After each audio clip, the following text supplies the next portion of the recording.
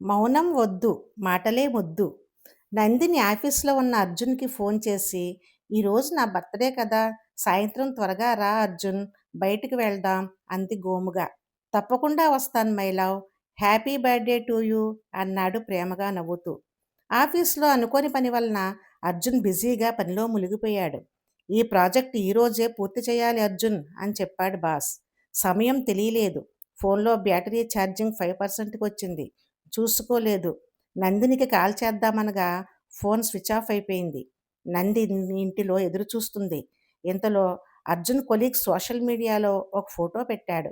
అందులో అర్జున్ హ్యాపీగా ఫ్రెండ్స్‌తో నవ్వుతూ. నందినికి కోపం, బాధ వచ్చాయి. అర్జున్ ఇంటికి వచ్చాడు.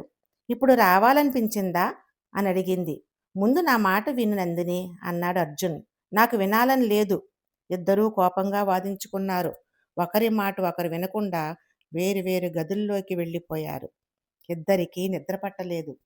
అర్జున్ తన బ్యాగ్‌లో ఉన్న చిన్న గిఫ్ట్ తీసి చూస్తూ, "ఇది ఇచ్చి నందినిని సంతోషపెట్టాలనుకున్నాను" అని బాధపడతాడు.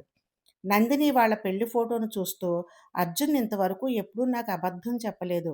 తొందరపడ్డానా?" అని ఆలోచించింది. మరునాడు, "నిన్న కోపంలో నీ మాట పూర్తిగా వినలేదు అర్జున్, క్షమించు" అంది. "నేను కూడా ఆలస్యం అవుతుందని నీకు చెప్పాల్సింది నందిని, నన్ను క్షమించు" అన్నాడు. గిఫ్ట్ ఇస్తూ, "బిలేటెడ్ హ్యాపీ బర్త్‌డే నా బంగారం" అన్నాడు. నందిని కళ్ళలో ఆనంద బాష్పాలు. ఇద్దరూ నవ్వుకుంటూ ప్రేమగా ఒకరినొకరు హత్తుకున్నారు.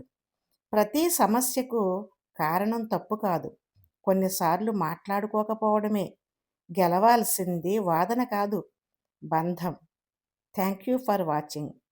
Please subscribe my channel.